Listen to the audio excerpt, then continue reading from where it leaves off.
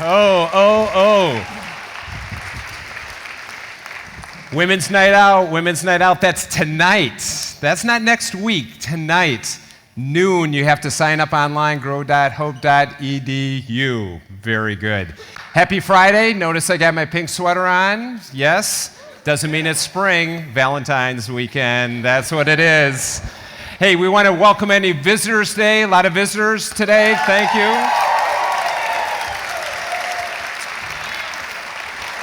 We are so glad that you are here. Hey, this semester we are working through the book of Acts, and our theme for this semester in chaplain gatherings is Go Be a Witness. And as we've traveling through the book of Acts, we are looking at names like Paul and Peter, the witness of Priscilla and Aquila and Lydia. But also, we're hearing from the witnesses of folks right here on Hope's campus. Witnesses like students, like the 6 senior witnesses we had this semester, but also the witness from faculty and staff.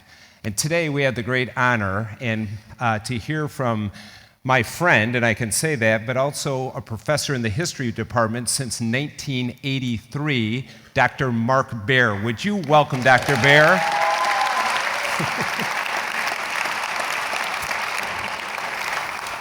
Marc reminded me today that he was on the search committee that brought me here to Hope 20 years ago. So I am grateful to Marc. So thank you. Marc, thanks for sharing today. Sure.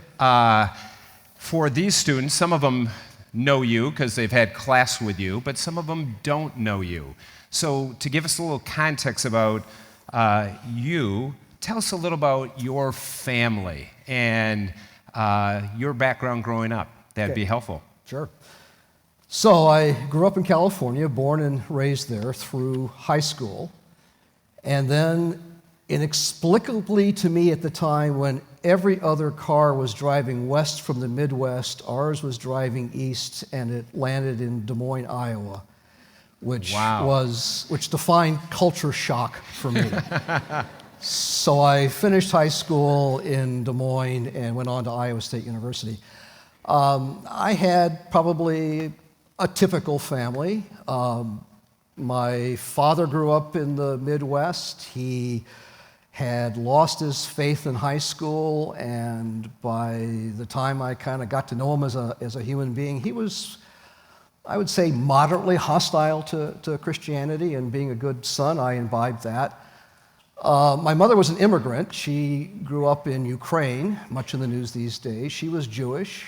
So lots of persecution experience. My parents met in graduate school. They had me, 5 or 6 or 7 years after that. And I would say my mother was even more hostile than my father. So I grew up in an environment where Christianity, believers, all bad words. And as I said, I imbibed that. Yeah.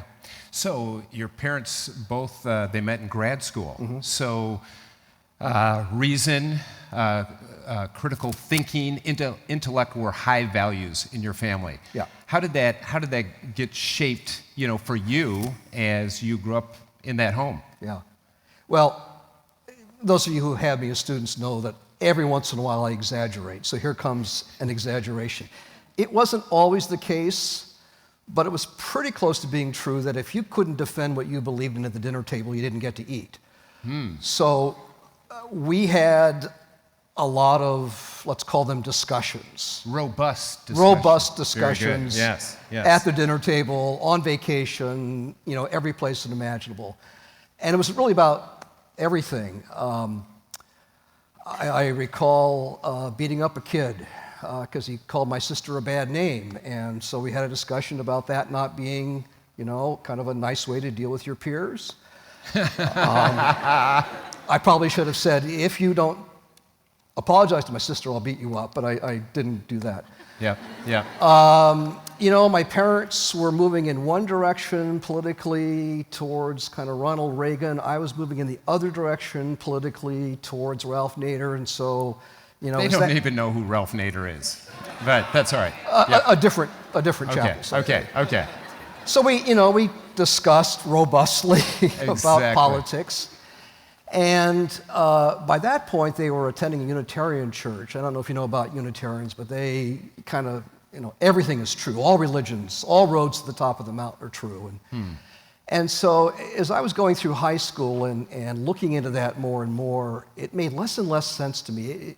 The more I knew about all the religions, the less reasonable it would be that they would all be true. So, we argued about that as well, robustly, as you put it. So you take that into Iowa State. You complete your degree at Iowa State. You go on to a PhD program at University of Iowa. Right. You come in with this mindset. You've been raised in that environment within your family. And it was at the University of Iowa something happened. You met a woman. Darn those women. Her name was Patty Smith. And what was different about Patty Smith? So my modus operandi with Christians when I met them was to be as obnoxious as I possibly could, to say how stupid they were, even if they hadn't opened their mouths much yet. And that was a nice witnessing technique, because basically it turned them off, and so I didn't need to deal with them anymore. It would take an hour for me to explain how I happened to meet this student. So she's an undergrad, I'm a graduate student. I tried the same thing on her, and it didn't work. And I wanted to debate, of course, because that was kind of, the way I did things, and she had no interest in debating. And so I would say these things to her, and I'm not going to repeat them because there are young people in this room. And she would do something like, well, that's interesting, pause. The Bible says, and, to be honest, it was unnerving because she didn't behave the way she was supposed to. Right. And it drew me in. And so for about a year and a half, she walked alongside me. We would read the Bible together, and I would ask these really dumb questions or, make snarky comments or whatever. And it was always, well, that's interesting. And then, we'd go on from there. And she was involved in a campus Christian organization. It's called Crew at Hope.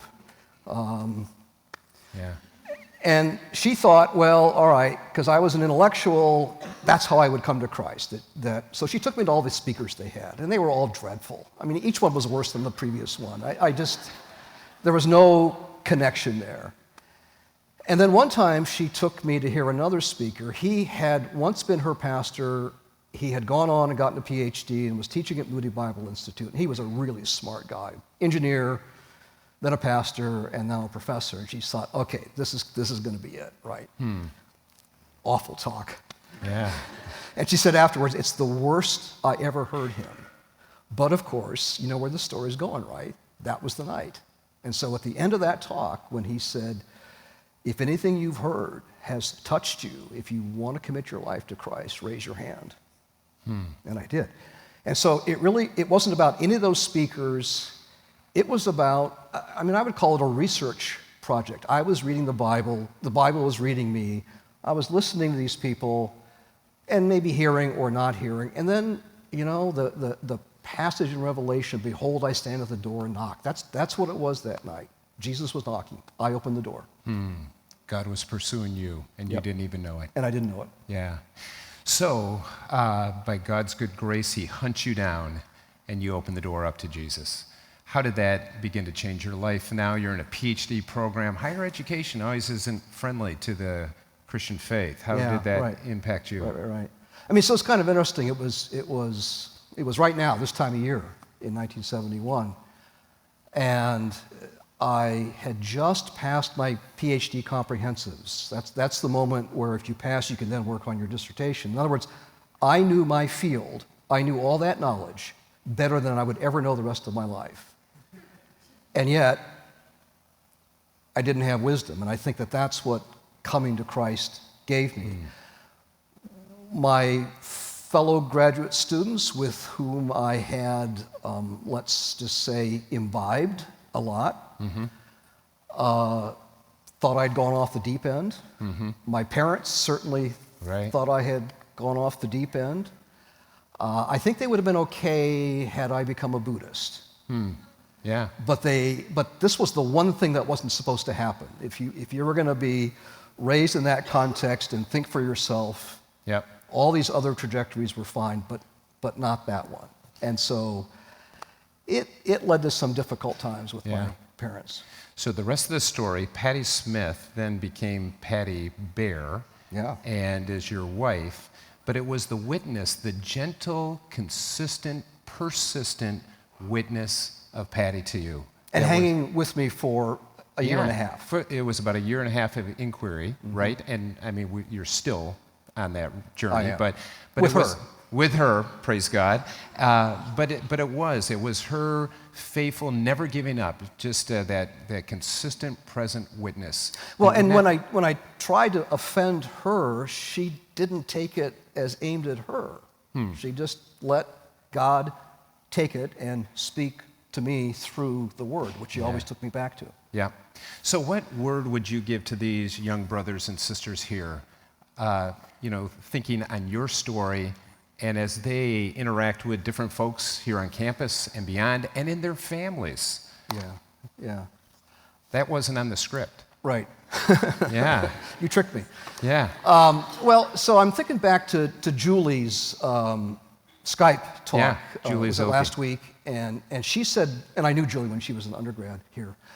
She said, "Be bold," and I would affirm that. I would also say, "Be wise." I would say I was more bold than I was wise when I went and spoke to my brother and sister and mom and dad. If you would have given me a grade for empathy, you would have given me an F, because I think now looking backwards, I should have looked at me through their eyes. So I was really turned on about Jesus. And I thought they should be too. And I think I used a sledgehammer, and I don't think I was particularly subtle. I remember Patty and I were now engaged. We were flying with my parents to California. They were kind of showing her all the places where I had grown up. And one row behind us was what was called in the early 70s a Jesus freak. Do you know what that phrase refers to? So this is a guy who had himself only come, so I'd come to Christ like 4 months earlier, and for this guy 6 or 7 months earlier. And he was unusual. If you know Becca Lawrence, he had hair kind of like hers, and not a lot of clothing on at that moment. And I'm not sure when the last time he bathed was, but we just talked in the aisle loudly, and it was humiliating to them, I think, that here's their son, proper parents, raised him properly, look who he's hanging out with. I chose to be baptized in a muddy Iowa reservoir the night before I was married as a witness to them. And again, it was kind of, they saw me as rejecting them. And that's not what it was in my own mind or heart. Yeah. But that's how they saw me. And I think I should have been wiser. So yes to Julie, be bold. But if you listen to one thing, if you're in Julie's case dealing with parents who were kind of neutral about the whole thing, I think bold is good. If you're dealing with people who are hostile, it's better to be wise. And I think that's a good word. And really probably taking what Patty did with you, walk alongside you. Yes, indeed. So with that, we're going to let you walk outside your classes. Go in peace. Have a great day.